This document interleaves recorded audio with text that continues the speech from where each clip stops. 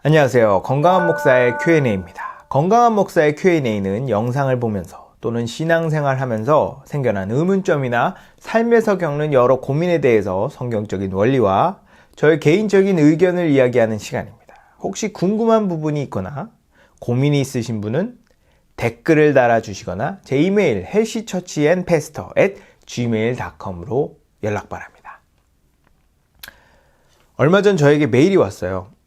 메일 내용을 보니까 어떤 사람이 자기를 잘 알지도 못하면서 자기에게 씻을 수 없는 모욕을 줬고 공동체 내에서 자기를 완전히 이상하고 나쁜 사람으로 몰고 갔을 뿐 아니라 그 공동체에서 자기를 내쫓으려고 한대요. 그러면서 저에게 질문한 것이 이런 사람을 하나님께서 어떻게 대하시는지 궁금하다고 물어보셨어요. 이 세상에는 악하고 무례한 사람이 너무 많습니다. 최근 조커, 82년생 김지영, 동백꽃 필 무렵 등 무례함에 대한 지적과 비판을 담은 영화와 드라마가 흥행하고 있죠. 물론 내용이 재밌는 것도 있겠지만 그만큼 오늘날 잘 알지도 못하면서 함부로 남을 비판하고 판단하는 것이 아주 악하고 잘못됐다는 인식이 강해지고 있는 것 같아요. 그리고 이런 생각 많이 하실 거예요. 분명히 악하고 나쁜 사람인데 끝까지 잘 되다가 아무 문제 없이 잘 죽어. 반대로 분명히 착한 사람인데 산전수전 다 겪다가 마지막에도 안타깝게 생을 마감해. 우린 보통 권선징악, 인과응보, 사필귀정이 되길 원하며 정의가 이 땅 가운데 꼭 실현돼야 한다고 생각해요. 그런 경우가 분명히 있지만 반드시 그렇게 되는 경우만 있는 건 아니에요. 가장 대표적으로 북한의 김일성, 김정일 같은 경우죠. 그들은 도덕적으로 악하고 끔찍한 일을 저질렀음에도 불구하고 계속 정권을 유지하다가 자식에게 정권을 세습하고 죽었어요. 아무도 그들이 하늘의 심판을 받았다고 생각하지 않아요. 이렇게 나쁜 사람들이 잘 되고 선한 사람들이 잘못되는 모습을 보면서 우리는 의문을 품을 수밖에 없습니다. 아니, 도대체 하나님은 뭐라는 거야? 하나님이 계시다면 왜 저렇게 악한 사람들이 활개치고 다니는 걸 허락하는 거지? 라고 질문할 거예요. 하나님께서 선하시다면 왜 이 세상에 악이 존재하는가에 대한 질문에 답을 찾는 것을 신정론이라 부릅니다. 그리스도인은 이런 질문에 대한 답을 성경 안에서 찾고 더욱 주님의 선하심을 신뢰할 뿐 아니라 믿지 않는 사람들에게 변론해야 돼요.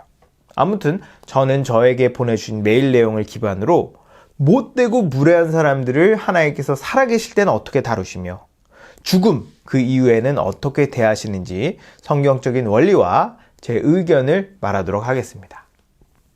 메일 내용을 살펴보면 그 사람이 신자인지 불신자인지 나오지 않아요. 그래서 일단 불신자라고 생각하고 말할게요. 그리고 뒷부분에 신자는 어떻게 다루는지 말하도록 하겠습니다. 먼저 불신자입니다. 하나님을 믿지도 않는데 거기다 악하기까지 가지가지 하죠. 일단 성경은 모든 인류를 크게 두 카테고리로 분류합니다. 하나는 복음을 듣고 믿어 하나님의 백성이 된 그리스도인, 다른 하나는 아직 복음을 듣지 못했거나 복음을 들었어도 믿지 않는 비그리스도인이에요. 성경은 비그리스도인 또는 불신자를 죄인이라 규정해요. 왜냐하면 죄 가운데 태어나 죄 가운데 자라고 여전히 죄를 범하며 살고 있을 뿐 아니라 죄로부터 벗어나지 못했기 때문이에요. 반면에 그리스도인은 예수님께서 대신 죄의 문제를 해결해 주셨기 때문에 죄로부터 벗어났어요. 그래서 그리스도인은 죄인이 아니라 의인입니다. 아무튼 이런 죄인 또는 불신자에 대해서 하나님의 심판이 있을 거라고 성경은 말해요. 다시 말하면 모든 사람은 죄인인데 죄의 문제를 해결하지 못하면 어떤 사람이든 다 그 죄에 대한 대가를 치러야 한다는 겁니다. 근데 성경은 불신자 중에서도 죄의 경중을 따져요. 덜 죄 지은 사람과 더 죄 지은 사람이 받는 형벌은 분명히 다를 거예요. 그러나 어쨌든 둘 다 죄의 문제를 해결하지 못했기 때문에 둘 다 형벌을 피할 수는 없죠. 그 형벌 중에 하나가 내버려 두심입니다. 로마서 1장 24절을 보면 하나님께서 죄인들을 마음의 정욕대로 내버려 두셨다고 말해요. 이것을 신학적인 용어로 유기라고 말해요. 즉, 너 하고 싶은 대로 살아 라고 내버려 두고 신경 쓰지 않는 거예요. 어떤 사람은 괜찮은데? 라고 생각하실 거예요. 과연 그럴까요? 우리도 모르게 여러 보호와 여러 참견을 받고 있어요.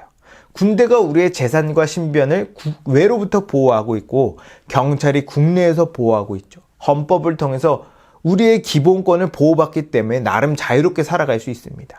이게 다 국가가 우리를 보호해주고 있기 때문이에요.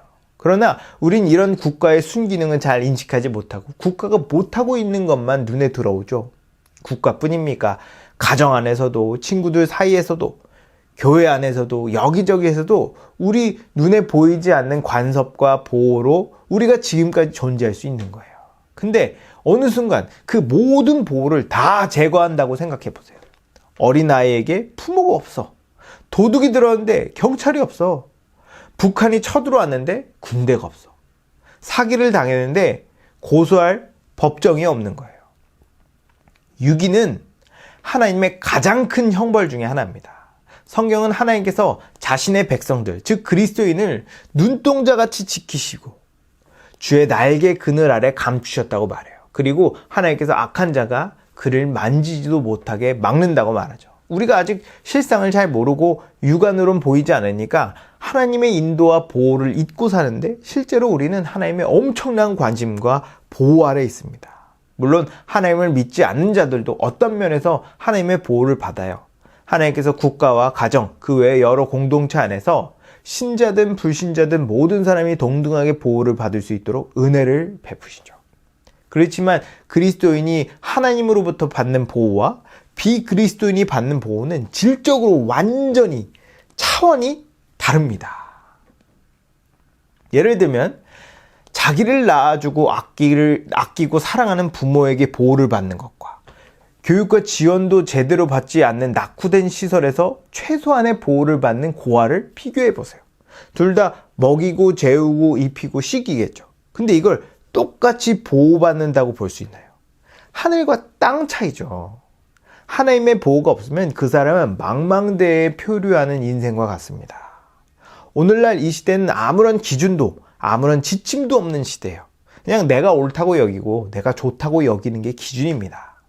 전지전능하신 하나님께서 보셨을 때 그 길로 가면 반드시 망하는데 자기는 좋다 가고 있는 거예요. 바로 코앞이 낭떠러진데 열심히 노를 젓고 있는 거죠. 그런 인생은 실제로 인생에 행복하지 않아요. 그 사람의 생각과 행위가 악하면 악할수록 더욱 그 사람의 삶은 불행합니다. 우린 악한 사람들이 잘 되는 것처럼 보이고 행복해 보이죠. 또 어떤 경우는 마지막까지 순탄한 것 같죠. 제가 그런 인생을 살지 않아서 잘 모르겠지만 전 확신합니다. 절대 행복하지 않아요. 외적으로 완벽한 삶을 살아도 속은 썩어 문드러져 성한 것이 하나도 없어요. 왜 신경질적이겠어요? 왜 화를 잘 내겠어요? 왜 이간질하고 모함을 하겠어요? 왜 주목받으려고 하겠어요? 왜 돈 버는 것에 자기 인생을 갈아 넣겠어요? 왜 잘난 척하고 명품으로 자기를 포장하겠습니까? 조금만 생각해보면 그 사람의 내면이 심하게 망가졌다는 걸 쉽게 알 수 있습니다. 우리가 알아채든 알아채지 못하든 하나님은 하나님 나름의 정의를 이 땅 가운데서 실현하고 계세요. 악한 자들은 이 땅에서 그에 걸맞는 벌을 받고 있어요. 다만 그걸 지켜보는 사람이 못 알아챌 뿐이죠. 그래서 우리 그리스도인은 그런 하나님을 믿고 속 편하게 이 세상을 살아갈 수 있는 겁니다. 시편 73편을 꼭 읽어보세요. 거기 보면 하나님께서 마지막까지 잘 되는 사람, 잘 되는 것처럼 보이는 악인들, 예를 들면 김일성, 김정일 같은 자들이 하나님께서 어떻게 대하시는지 나와요. 다윗은 하나님께 왜 악인들이 마지막까지 형통합니까? 하고 항의해요. 그러다가 마지막엔 제가 잘못 알았네요. 죄송합니다 하고 회개하고 정의로우신 하나님을 찬양하죠. 하나님은 반드시 죄에 대한 대가를 하나도 빠뜨리지 않고 다 계산하시는 분입니다. 복음을 믿지 않아 죄를 해결하지 못한 자들은 이 땅에서도 하나님의 형벌로 고통받지만 더 무서운 건 죽음 그 이후예요. 개인적으로 죽음 이후의 징계는 너무 끔찍하고 참혹해서 설명하고 싶지 않습니다. 그래도 한번 해볼게요. 일단 죄의 문제를 해결하지 못하고 죽는 것을 성경은 둘째 사망이라고 표현해요. 죽음이 무서운 건 완전히 끝났다는 의미를 담고 있기 때문이에요. 갑자기 심장이 멈추면 심폐소생술을 하잖아요. 그때까지 죽음에 가깝지만 아직 죽은 건 아니에요. 소생할 가능성이 있잖아요. 근데 의사가 사망 선고를 하면 모든 치료 행위를 멈춥니다. 가망성이 다 사라진 상태라는 거죠. 복음을 믿지 않고 죄의 문제를 해결하지 못한 채 죽으면 그 사람에겐 하나님의 은혜를 입을 모든 기회를 상실해요. 그리고 지옥으로 끌려갑니다. 성경은 지옥에 대한 구체적인 정보를 주고 있지 않지만 부분적으로 나오는 지옥에 대한 표현, 상징, 의미를 종합해보면 너무 끔찍합니다. 일단 지옥에 들어가면 영원히 죽지 않아요. 그리고 그 안에서 우리가 생각하는 모든 부정적인 감정, 감각, 정서가 다 들어가 있죠. 헬라어로 지옥을 게헨나라고 부르는데 쓰레기를 버리고 불사르는 곳이라는 의미예요. 즉 부정적이고 악한 모든 요소를 다 갖다 버리는 장소가 지옥입니다. 그러니 거기 있으면 슬픔, 고통, 외로움, 분노, 두려움, 시기, 질투, 수치심, 죄책감, 교만, 의심 등등 나쁜 건 다 들어가 있는 거죠. 거기에 정신적인 질병, 육체적인 질병과 그로 인한 통증까지 모든 종류의 고통을 다 겪는 곳이 지옥이에요. 우린 가끔 사회봉사단체에서 후원금을 모집하기 위해 만든 홍보 영상을 TV를 통해 보죠. 거기 보면 눈으로 보기에도 끔찍하고 불쌍한 광경들이 나오는데 그 정도는 지옥에서 천국입니다. 더욱이 하나님은 그 사람이 이 땅에서 어떻게 살았는지 일일이 다 평가하세요. 죄인들 중에서도 도덕적으로 악한 사람은 더 심한 형벌을 받을 거예요. 그렇다고 도덕적으로 착하게 살았다고 하나님의 형벌이 가볍거나 또 괜찮다는 건 아니에요. 지옥에 들어가는 것 자체가 너무 커서 도덕적인 잘잘못을 따지는 것이 무의미할 정도로 참혹합니다. 그래도 어쨌든 악하면 악할수록 더 큰 형벌을 받는다고 성경은 말해요. 이걸 알기에 그리스도인이 그렇게 주변 사람들에게 복음을 전하려고 하는 거예요. 주변 사람들이 뭐라 해도 일단 살리고 봐야 할 거 아닙니까? 때려서 정신 차릴 수 있다면 때리고 싶고 멱살을 잡고 끌어내릴 수 있다면 그러고 싶은데 복음은 마음으로 믿는 거라 그럴 수도 없죠. 미치고 팔짝 뛸 노릇입니다. 분명 우리 주변에 나를 힘들게 하고 나에게 해를 끼치는 사람이 있어요. 때론 그 사람의 악한 행동에 나도 덩달아 화가 나고 해코지를 하고 싶지만 그 사람이 지금 처한 상황을 생각해보면 그러고 싶은 마음이 싹 사라집니다. 오히려 너무 불쌍해요. 저렇게 살지 않아도 되는데, 저렇게 살지 않을 수 있는데, 저러다 진짜 큰일 나는데, 오히려 그 사람을 위해 기도하게 됩니다. 주님, 저 사람이 부디 정신 차려서 회개하게 해주세요. 정리를 하고 다음 그리스도인이면서 악하고 나쁜 그리스도인을 하나님께서 어떻게 대하시는지 살펴보도록 할게요. 하나님은 복음을 믿어 죄의 문제를 해결한 그리스도인과 복음을 믿지 않아 죄의 문제를 해결하지 못한 비그리스도인을 다르게 대하신다. 죄의 문제를 해결하지 못한 죄인은 하나님께서 자기 욕심대로 살도록 내버려 두신다. 이 내버려 두심은 이 땅에 사는 동안 하나님께서 내리시는 가장 큰 형벌로서 결코 그 삶이 만족스럽지 못하고 불행하며 불안할 뿐 아니라 점점 그 상태가 심해지게 된다. 그 사람이 도덕적으로 악하면 악할수록 더욱 불행해지며 개선될 여지는 줄어든다. 그 상태에서 죽음에 이르면 구원받을 기회를 완전히 상실할 뿐 아니라 지옥에서 형언할 수 없는 심한 고통을 영원히 겪게 된다. 그리고 이 땅에서 더 악하게 살면 살수록 더 심한 형벌을 받을 것이다.